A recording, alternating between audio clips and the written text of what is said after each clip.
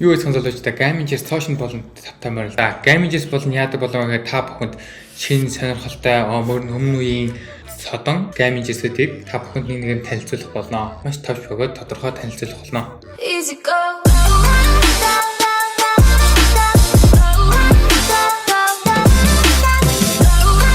За, хамгийн ихний дугаар дээр бид нар юу гэхээр болсон бэ гэхээр Razer brand-ийн 2018 онд гарч ирсэн Black Widow Lite гэдэг keyless tactical orange switchтэй keyboard байгаа танилцуулахад бэлдсэн байна.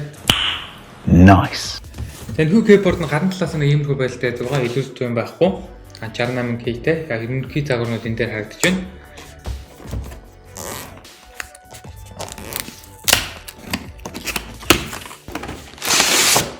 За, хайрцаг дотор дахиад ийм бор хайрцагтай байна. За, бор хайрцагнаас нь keyboard маань гарч ирэх нэ. За, энэ дээрс нь for gamers by gamers гэсэн байх шүү. Razer лого анхлаас Razer бүхэл Razer-ийн авангуудаа гарч ирдэг Razer-ийн танилцуулгууд байна. Энэ keyboard маань ингэ байрлаж байна. Маш тийм цэвэрхэн загвартай.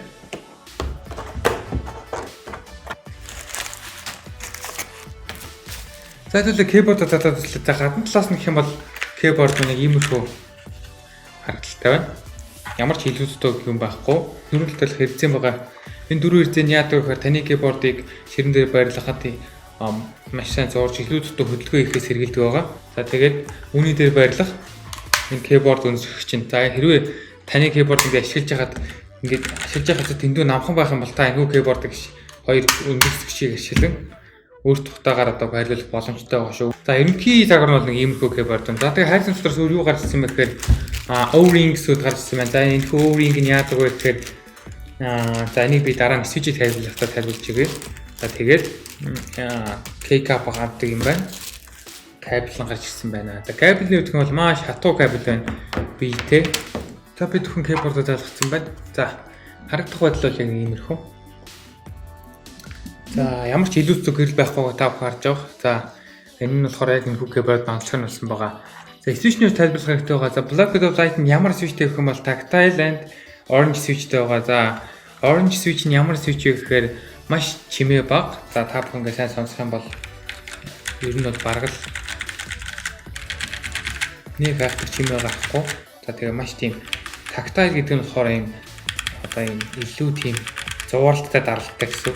За тэгээд энэ keyboard-ны юусэн хэрвээ та ингээд ямар нэг тийм шажигнсан механик keyboard-ны шажигнсан чимээнд дургу. За тэгээд ийм илүү тийм silent байдлыг өсөж байгаа бол миний хувьд гэх юм бол танд энэ keyboard-ыг зөвлөгөө өгмөр.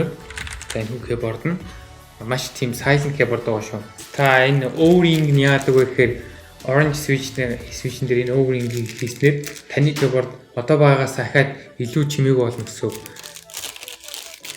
За энэ O-ring-ийг яаж хийдэг вэ гэхээр keyboard-ны капыг аваад за тэгээд энэ хэсэгт ингээд O-ring-ийг байлуулж өгснөө ингэж байлуулж өгснөөр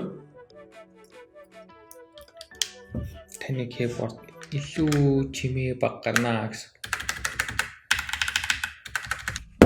Энэ дээр O-ring-ийг байлуулсан байгаа, энэ дээр байлуулаагүй байгаа. Та бүхэн сайн сонсоод үзээрэй.